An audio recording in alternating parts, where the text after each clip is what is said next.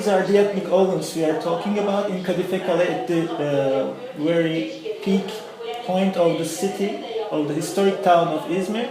But most of them have a covered shed, which makes them more than an oven. They are more like a kind of architectural unit involving those ovens. And this is how they carry earth from a mountain hill, and then women turn it into inside. They build a clay and then smoothen it inside. And then when they carry it into the site, they just build another layer of brick around it and then start using them. These people are from Mardin, from the southern eastern part of Turkey, and they started to migrate to Izmir and to other western cities in Turkey due to the ongoing war started in the 90s between the Kurdish armed guerrilla forces and the Turkish state forces. There was a brief peace period in the last 5 to 10 years, but then that again stopped. And now we are again going into that same nightmare. So that's the background of the settlement and the people. These women, they don't really talk Turkish, so they are again living in an isolated way in this neighborhood. So that's why those cultural things mean a lot to them. And that's why I'm calling it a controversial case, because when you look at it, these structures, they are not that worthy of preservation from when you look at it outright.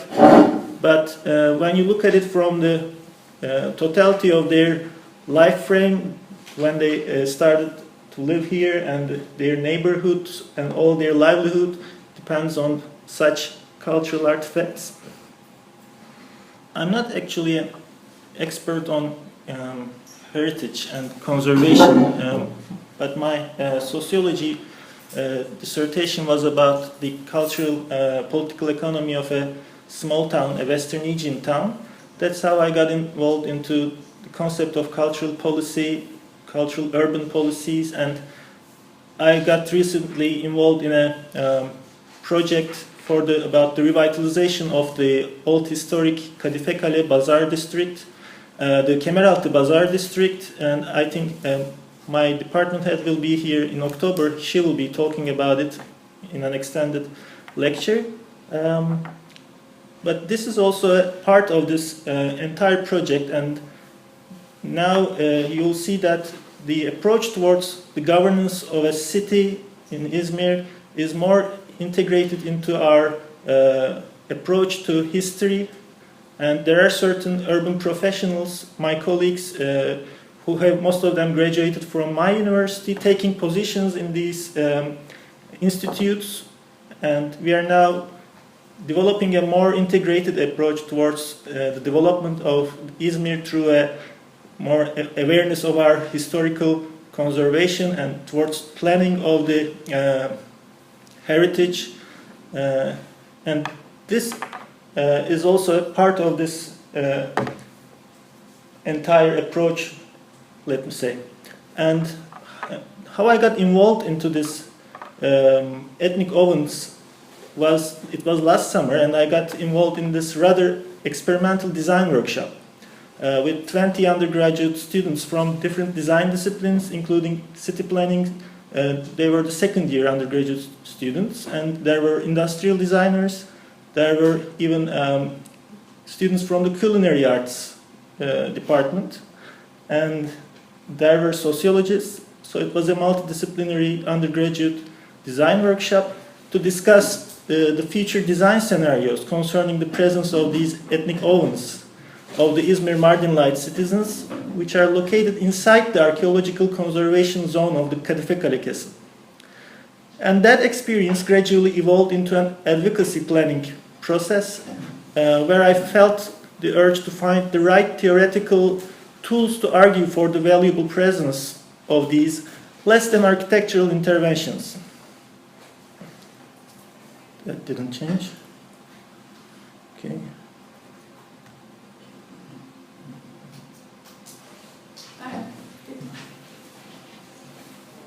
That's right.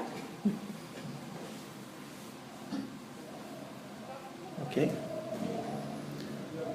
These don't change. Yeah. Okay. Okay. That works. Okay. Yeah.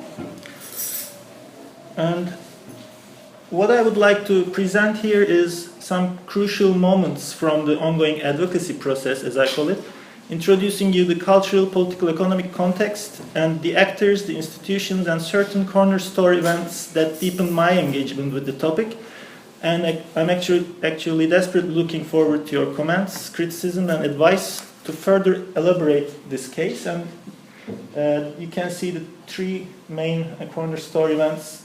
The first one is from the workshop in August and September, and the other one was a meeting with urban professionals that carried this issue to expose this issue to a more informed audience, and then I also went further into a kind of an ethnographic field study to interview with the owners, users of these oven units, and to kind of build a understanding of their experience of these ovens.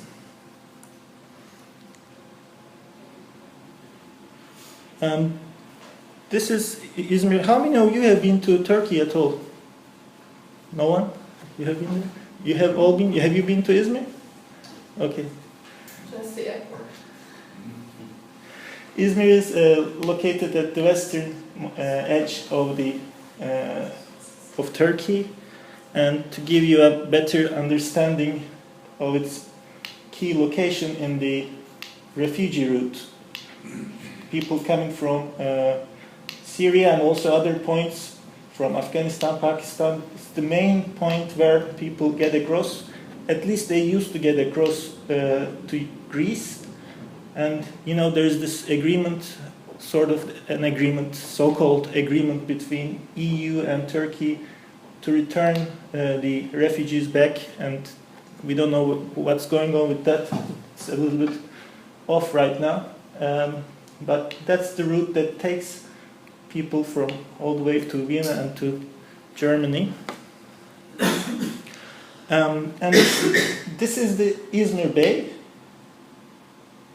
And this is where my university campus resides. It's a huge land. And this is where I live, in Karşıyaka, and I commute all this way every day. Like, it's 3 hours back and forth. And the older settlement is here, the main Izmir historic city.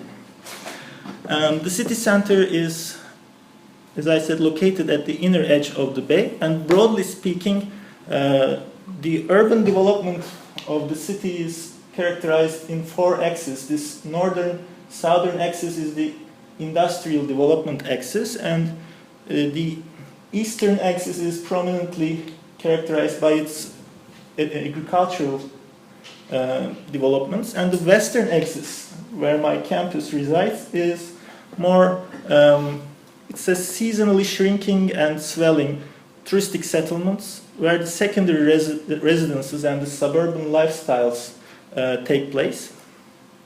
For example, Çeşme, the most luxurious touristic point, and this is Chios, the Greek island, and that's a good point for refugees trying to pass Europe. And tomorrow, if I can, the Seferihisar, the third lecture topic, my dissertation was about this little town here, its development. So there is this Seferihisar, Urla, which is more like a suburban, sprawling region of the city. And then there is the Karaburun, which is a very mountainous and very low dense settlement. And my second lecture will be about a competition that was trying to generate an urban space and a sculpture for a historic figure. for the events that took place in the 15th century Ottoman history. So that's the main coordinates of the lectures. The first settlement of Izmir was up here, and it was an early Hellenic settlement. It lay on a small peninsula. You can see the recent shoreline. This is the recent shoreline, but the sea was all the way back here. And you can also see that the whole new pier, the port, is on a filled-in land. So this was a peninsula back then. And it was inhabited since the beginning of the 3rd millennium BC. And the site is now a hill.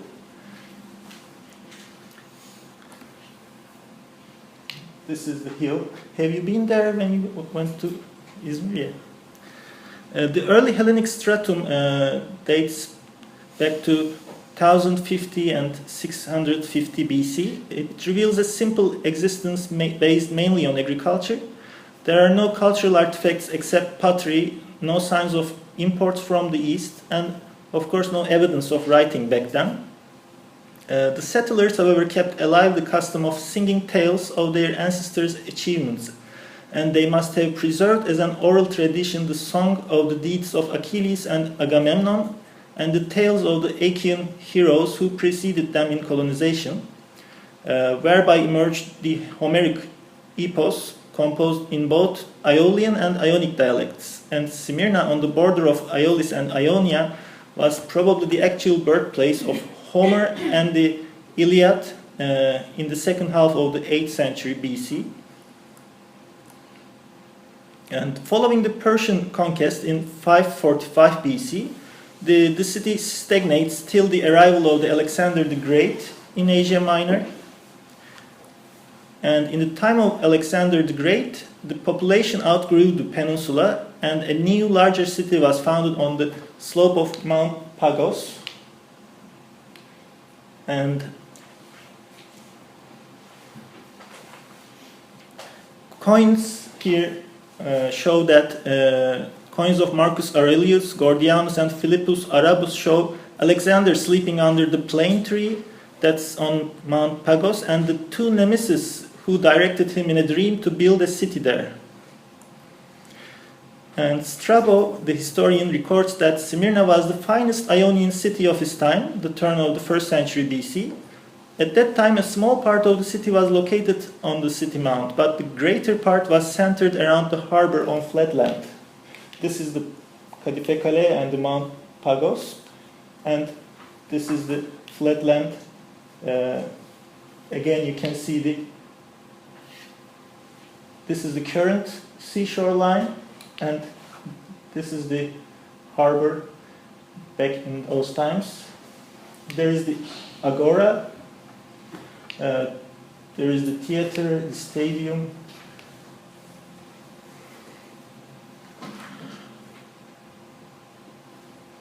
With the passing of time, these buildings of the Roman period that were constructed in Izmir disappeared from the scene, and nothing remains either of the theater on the northwest slope of Mount Pagos or the stadium on the west. On the other hand, the state agora is very well preserved, and this is a surprise for you. For me too. So what you see are some pictures from one of our excursions to Izmir, Smyrna, Agora Place. On the left, our Professor Marina Döring-Williams and my colleague Zeynep Aktere, also from me. And I forgot his name because I also forgot his name. I asked Zeynep and he doesn't remember. He was an archaeologist working on the Agora, and guiding us and giving the latest information on their findings and research. Mm-hmm. So it was really interesting. Mm-hmm. So, and maybe you also can recognize some of the students. Hazarjan Tepe you already know. He is a man in the front with a backpack. So the agora possesses a courtyard measuring 120 meters along one side and at least 80 meters along the other. And there was a stoa on the west side and another one on the west. These were 17.5 meters in width and had 2 stories, each of which was divided into 3 longitudinally by 2 rows of columns. So this is -1 ground level, and there is the upper level, and these are the 3 axes, and this is one of the underground axes. And I'm trying to take you up to the hill, and that's how we did it that day on the excursion. And we are climbing up to the Mount Pagos, Kadifekale, and Kadifekale, it literally means the velvet castle in Turkish. It's the name of the hill and the ancient castle on top of the same hill. The summit is about 2 kilometers from the shoreline and commands a general view of a larger part of the city and the Gulf of Izmir. And the Gecekondu settlement starts entering the frame in the pictures. Kadifekale also happens to be Izmir's oldest inner city Gecekondu neighborhood that accommodates rural to urban migrants from the southeast of Turkey who have arrived in Izmir in large numbers since the 1970s as a consequence of forced migration.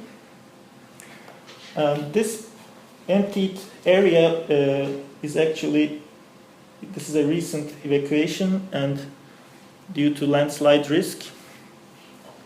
And you can see that the further up you go, the better the view gets, unlike the physical condition of the Gecekondus. And you can see that people are still living inside these buildings. These are informally, at some time they were legalized, of course, and that's another problem of the urban governance, because governments in every 10 to 20 years legalize these Gecekondu settlements to get more votes to their parties. So it's actually, they are not illegal anymore.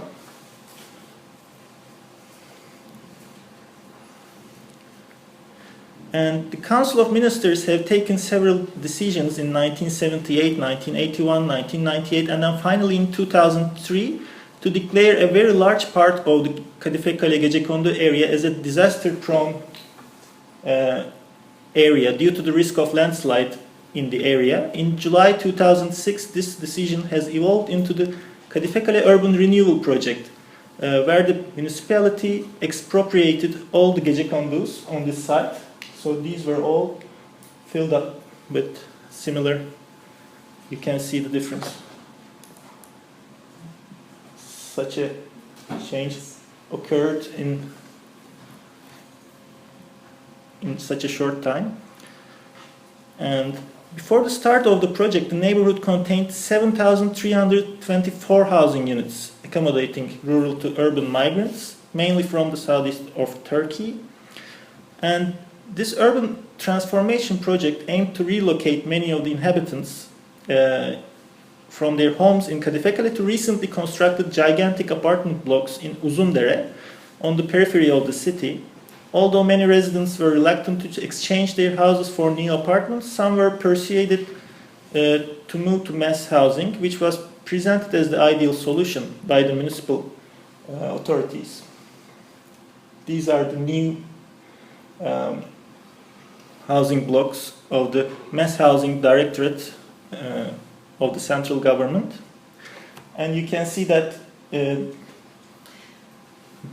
is this on the way to Ite campus? Yeah. If you leave the city on the left side?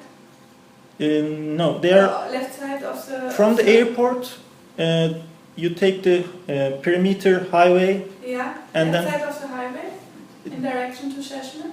Yeah, that's right. Okay. Mm-hmm. You can see that these high-rise buildings are not suitable for those people who came from Mardin with traditional settlements, and their Gecekondu housing is also, and the fabric, as they say, creates an ideal fabric for their own habits, life habits, and these places, they couldn't really adapt, and they always complained about living here. This is from our workshop. We also took the students to this housing projects and talked to the marginalized people. Were they happy about moving here?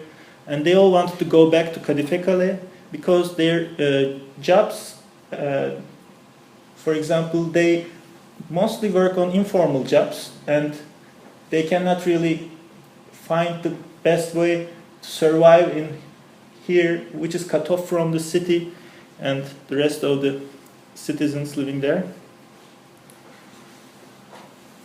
And you can see that there are huge shopping malls inside this complex which are not actually used. They are lying there empty. And Izmir Bay is barely visible in the horizon from Uzundere, whereas previously it was under their feet.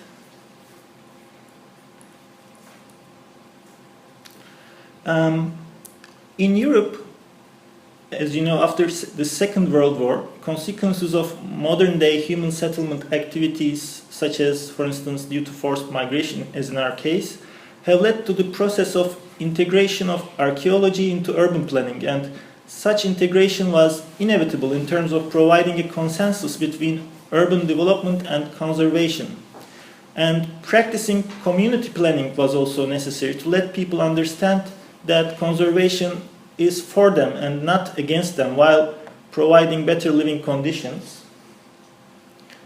And the world has come to realize, and being unable to do that, we end up in a monocultural historical landscapes, repeating the same mistake of leaving other cultures from our recent history outside of the picture frame, taking postcard views from one culture and using that postcard image as a legitimate political ground to erase or overwrite another culture. This iconic caricature from the 70s depicts the informal Gecekondu settlement in Kadifekale as pervasively viral, eaten up the Kadifekale castle. You can't see the castle anymore. And unstoppable if it were not for the multi-story apartments at the seashore, which seem to have taken the place of the ancient citadels. This Photoshop image from a local newspaper also shows us how Kadifekale will look like after the lighting contract Simons and the municipality gets to be realized. The dramatically highlighted citadel walls against the waning overall landscape seems to suggest that the conservation of antiquities could only be achieved with the rest disappearing from the scene. On the other hand, together with the emergence of international organizations such as UNESCO, ICOM, and COMOS, several charters, recommendations, guidelines, conventions, awareness campaigns, and specialized training activities have been realized to suggest that the other culture should not be compromised for the sake of a certain privileged one. For instance, these are again certain weaving units inside the Mardin Castle. The municipality doesn't really bother about their presence because they are less architectural and they don't really occupy a permanent land.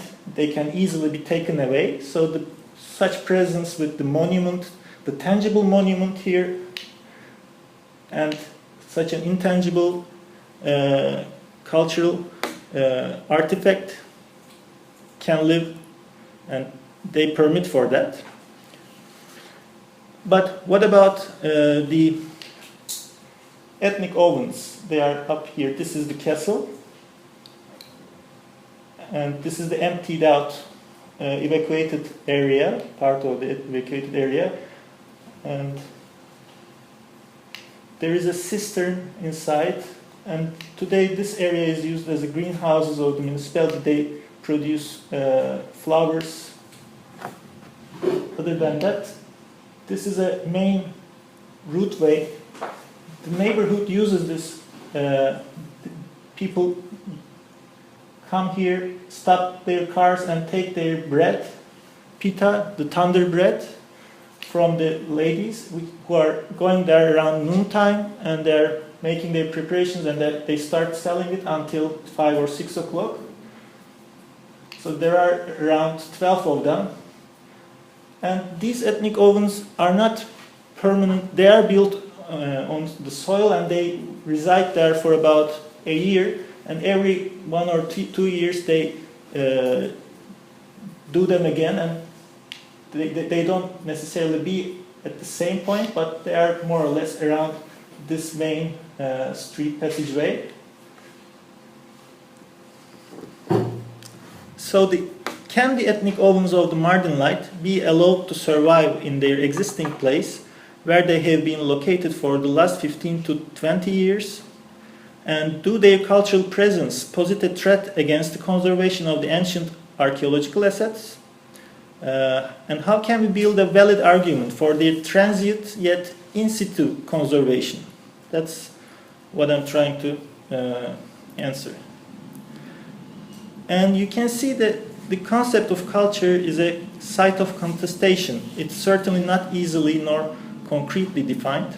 And trying to build a case for the conservation of these ethnic ovens, I draw on the definition of culture that appears in UNESCO's Universal Declaration on Cultural Diversity, because it contains the recipe for expansiveness and flexibility in talking about what culture is, and because I want to take such inclusive definition of culture as a starting point to emphasize the importance of valorizing and promoting the diversities of cultures and cultural practices. And that definition is about the set of distinctive spiritual, material, intellectual, and emotional features of a society or a social group, and that it encompasses, in addition to art and literature, lifestyles, ways of living together, value systems, traditions, and beliefs.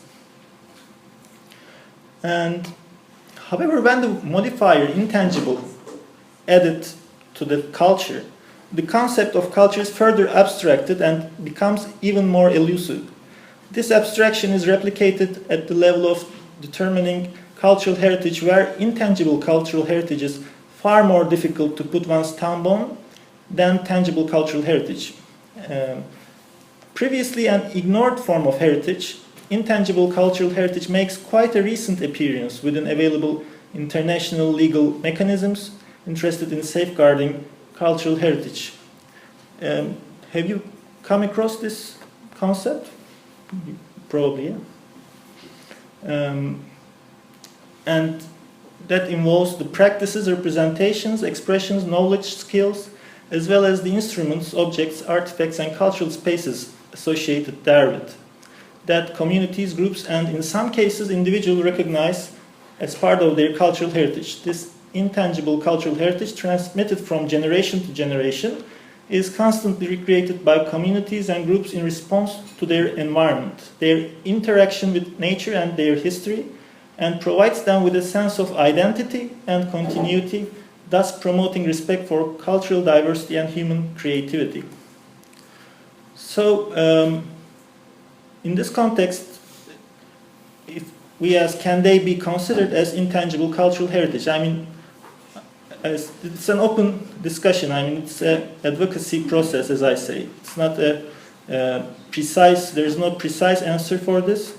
And in this context, it's helpful to consider three requisite elements of intangible culture heritage as it is applied internationally. One is the objective component that refers to the manifestation of such heritage in the presence.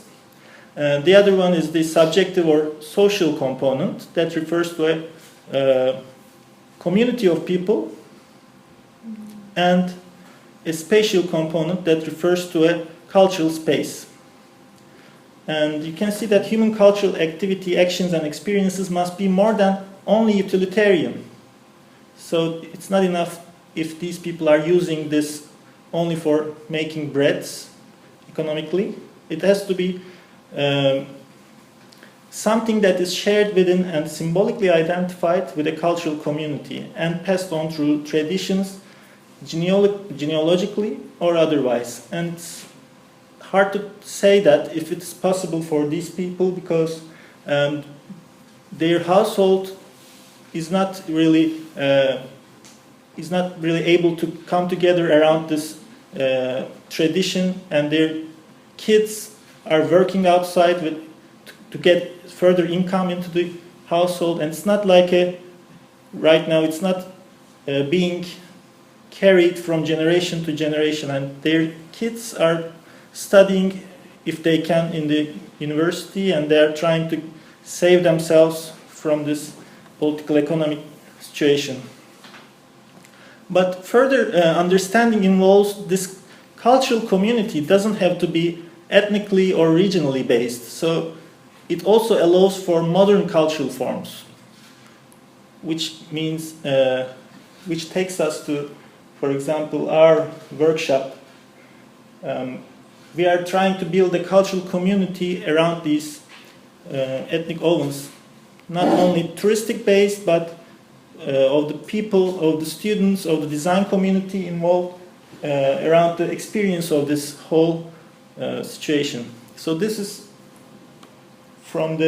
these are the posters of the workshop we announced and around 80 students applied for it. The Hamurumda tasarım var literally means there is design in my dough. It's an expression, Turkish expression, we used it.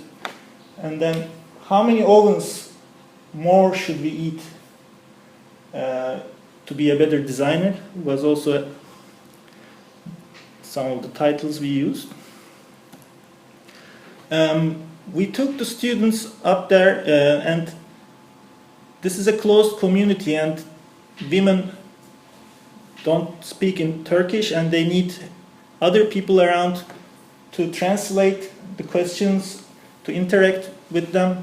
And we had one student who could speak Kurdish and Turkish, and she was the intermediary person who asked the questions, and the students got to see the way they put together the materials, how they run the ethnic ovens, daily based activities. For example, people bring them some scrap material to burn, and then in return they get bread to their families. It's not always money. The exchange form is not always the money.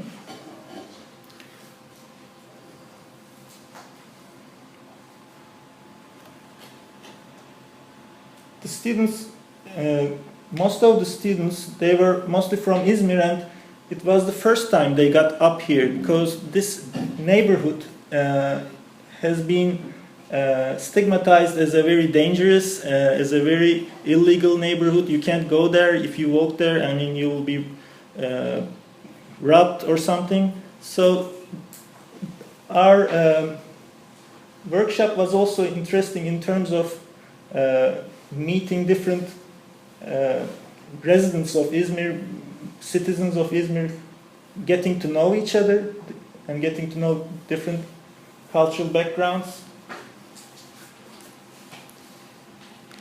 We asked the students to consider all different aspects, and not necessarily from their backgrounds as designers or sociologists, but to work together in groups of 5. All groups had different disciplines, and they tried to consider different issues. How could these be furthered here in terms of how can we build a case for them, addressing some of the problems, like some of them were worried about the smoke coming out of the ovens, and many of the women actually had lung problems, but some of them thought this could be a design issue, and some of them thought the whole appearance was the problem, and if we could address that, the municipality would be also persuaded for the some legitimate presence for these ovens. And then they went back to the history design workshop, which is a new institute in Kemeraltı, and this has been opened up in 2012. there has been two recent institutions opened in Izmir that directly addresses the design problem of the Kemeraltı, the Kadifekale, the historic city center. There are workshops going on all the time, and this was the first workshop that tried to bring together different groups together and to think about the city, so kind of trying to develop a participation culture from the undergraduate education. You can see that their solutions somehow, for example, one of them decided to address to the smoke problem. Some of them decided to build more like a shop appearance, that people can go in there and talk to the women when they are working there, and their selling units could be designed. And they also addressed more upper level decisions, that this could be a route that considers the ethnic ovens, and for example the tourist route starts from here and takes the bread from there and goes further into the other areas of the castle.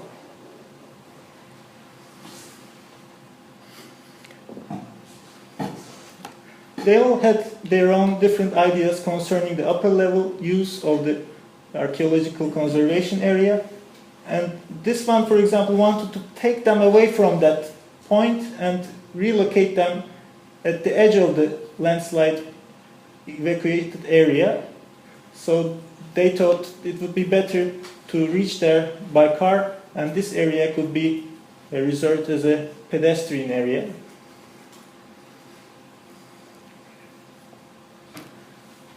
Again, different unit designs that considered the shape of the whole overall shed with the shape of the inner circle of the oven. And they also studied the flow chart of a daily preparation of one of the ladies, like the preparation of the dough in their homes, and then they carry it up there, and then they make the doughs, and then they cook it. This was a good way to understand and analyze what's going on there. We realized that they are all living close to this area, and they really need to be around if they are going to be survive in this point. I mean, you cannot take them to Uludere and ask them to do the same job here.